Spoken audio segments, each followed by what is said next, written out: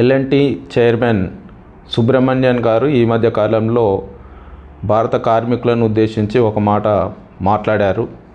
భారతదేశంలో కార్మికులు వారానికి 90 గంటలు పనిచేయాలి అని చెప్పేసి ఆయన అన్నారు. ఎందుకంటే ఇప్పుడు లాభాలు ఇవన్నీ కూడా ఇంకా వాళ్ళు పెంచుకోవడం కోసానికి ఈ మాట మాట్లాడినట్టు కనిపిస్తూ ఉంది. ఇప్పుడు వారానికి 90 గంటలు అని అంటే ఇప్పుడు వీక్లీ ఆఫ్ లేకుండా పని చేయాలి అని అంటే రోజుకు 13 గంటలు పని చేయాల్సిన అవసరం ఏర్పడుతుంది. ఒకవేళ వారానికి ఒక రోజు వీక్లీ ఆఫ్ తీసుకుంటే రోజుకు 15 గంటలు పనిచేయాల్సిన పరిస్థితి ఉంటుంది. అంటే ఆయన చెప్పే దాంట్లో కూడా ఇంకొకటి ఏంది అని అంటే మీ భార్యల ముఖాలు ఎంతసేపు చూస్తారు మీరు, కాబట్టి అందరూ డ్యూటీకి రావాలి, వీక్లీ ఆఫ్లు కూడా ఉండొద్దు అనే పద్ధతిలో చెప్తా ఉన్నారు.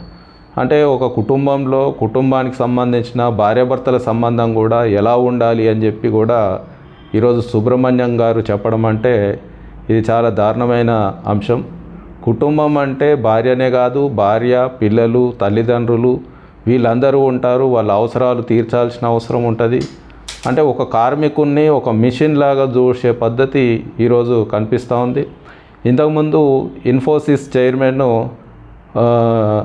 ఇన్ఫోసిస్ చైర్మన్ కూడా ఈ రకంగానే మాట్లాడాడు. ఏంటంటే ఆయన కూడా 70 గంటలు వారానికి పనిచేయాలి అని చెప్పేసి చెప్పాడు. అందుకని ఇది చట్ట ప్రకారంగానే ఆ రకంగా చేయాలి అని చెప్పేసి ఈరోజు ఆ రకమైన ప్రయత్నాలు జరుగుతూ ఉన్నాయి. ఇప్పటికే దేశంలో కార్మికులకు సంబంధించిన నిజ వేతనాలు ఈరోజు తగ్గిపోతూ ఉన్నాయి. పెట్టుబడిదారులు ఎవరైతే కార్పొరేట్ సంస్థలు ఉన్నారో వాళ్ళందరి ఆస్తులు విపరీతంగా పెరిగిపోయిన పరిస్థితి ఉంది. గౌతమ్ అదానీ ఆస్తులు గత 10 ఏళ్ల కాలంలో 2000% పెరిగిన పరిస్థితి ఉన్నది. కార్పొరేట్ ఆస్తులకు సంబంధించింది 300% పైగా కూడా ఈరోజు ఆస్తులు పెరిగాయి. మరి కార్మికులకు సంబంధించిన జీతాలు ఈరోజు రోజుకి తగ్గిపోతున్న పరిస్థితి ఉన్నది. అంటే ఒక కింది స్థాయి లేబర్కే ఈరోజు కనీస వేతనము 26,000 ఇవ్వాలి అని చెప్పేసి అనేక మంది డిమాండ్ చేస్తున్నారు. కార్మిక సంఘాలు, సిఐటి యూనియను కూడా డిమాండ్ చేస్తూ ఉంది. కానీ వాటిపైన ఈరోజు ఎలాంటి చర్చ అనేది జరగట్లేదు.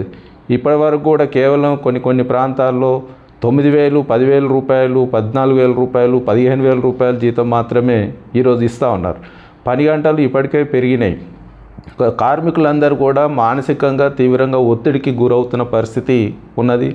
జాబ్ గ్యారంటీ లేదు, పని ఒత్తిడి విపరీతంగా ఉన్నది. ఈ రకమైన పరిస్థితుల్లో మొత్తం ఈ మధ్యకాలంలో అంటే 2022 క్రైమ్ లెక్కల ప్రకారం చూస్తే 11,486 మంది సూసైడ్ చేసుకున్నారు. ఇది ఈరోజు క్రైమ్ నివేదికని చెప్తా ఉంది. అంటే ఈరోజు పని పరిస్థితులు భారతదేశంలో ఎలా ఉన్నాయి అని చెప్పేసి అర్థం చేసుకోవడం కోసానికి ఇది ఉపయోగపడుతుందని చెప్పేసి కూడా మనం అర్థం చేసుకోవాలి. అందుకని ఒకవైపు పని ఒత్తిడి పెరగడంతో ఈ రకంగా జరుగుతూ ఉంటే ఇంకా ఉన్నదాన్ని 90 గంటలకు చేయాలి అని చెప్పేసి అనడం అంటే ఈరోజు దారుణమైన విషయం అని చెప్పేసి ఈ సందర్భంగా మనం అందరం కూడా అర్థం చేసుకోవాల్సిన అవసరం ఉన్నది. అందుకని ఈరోజు సిఐటియుగా డిమాండ్ చేస్తుంది ఏంటి అని అంటే ఇటు యూరోప్ కానీ, చైనా కానీ, ఇతర పాశ్చాత్య దేశాల్లో కానీ ఈరోజు పని గంటలు తగ్గిస్తూ ఉన్నారు. అందుకని ఈరోజు మన దేశంలో కూడా టెక్నాలజీ పెరిగింది, రోబోలు వస్తూ ఉన్నాయి, ఆటోమేషన్ జరుగుతూ ఉన్నది. మరి ఈ ఆటోమేషన్ ఇవన్నీ కూడా జరుగుతున్న నేపథ్యంలో దాని ప్రతిఫలాలు ఎవరికి దక్కాలి? కేవలం కొద్దిమంది ఉన్న కార్పొరేట్ శక్తులకు వాళ్ళకు మాత్రమే దక్కాలనా? ఈరోజు సామాన్యమైన కార్మికులు, ప్రజానీకం వాళ్ళకు కూడా దక్కాలనా అని చెప్పేసి కూడా ఈరోజు మేము అడుగుతా ఉన్నాం. అందుకని ఈ నేపథ్యంలో ఏవైతే ఉన్నదో రోజుకు 7 గంటల చొప్పున వారానికి 5 రోజులు మాత్రమే పని ఉండాలి అని చెప్పేసి ఈ సందర్భంగా సిఐటియుగా మేము డిమాండ్ చేస్తూ ఉన్నాం. కార్మికులు కూడా, ఉద్యోగస్తులు కూడా ఆ రకంగా ఈరోజు ముందుకు రావాలి అని చెప్పేసి కూడా కోరుతూ ఉన్నాం. అందుకని దీనిపైన ఈరోజు రాజకీయ పార్టీలు కూడా ఈరోజు ఇన్ఫోసిస్ చైర్మన్ కావచ్చు, లేదంటే ఎల్ఎన్టీ చైర్మన్ కావచ్చు, వీళ్ళందరూ కూడా మాట్లాడిన విషయాలు కావచ్చు, వీటన్నిటిపైన మీ వైఖరి ఏమిటి? ఈరోజు కాంగ్రెస్ పార్టీని అడుగుతూ ఉన్నాం. అట్లాగే అధికారంలో ఉన్న బీజేపీ పార్టీ వైఖరిని అడుగుతూ ఉన్నాం. అట్లాగే తెలంగాణలో ఉన్న బీఆర్ఎస్ పార్టీ వైఖరిని కూడా అడుగుతూ ఉన్నాం. మీరు కార్మికులకు మద్దతుగా నిలుస్తున్నారా? లేకపోతే ఈరోజు పెట్టుబడిదారులు ఎవరైతే నారాయణమూర్తి కానీ, లేకపోతే సుబ్రహ్మణ్యం కానీ, ఇట్లాంటి వాళ్ళు గౌతమ్ అదానీ లాంటి వాళ్ళు కానీ ఏదైతే వాళ్ళు వ్యాఖ్యలు చేస్తూ ఉన్నారో ఈరోజు 90 గంటలు పని చేయాలి అని చెప్పేసి ఇంకా ఆ రకంగా పని ఒత్తిడి పెంచాలి అని చెప్పేసి వాళ్ళు అంటున్నారు, వాళ్ళ వైపు మీరు ఉన్నారా అని చెప్పేసి మేము అడుగుతా ఉన్నాం.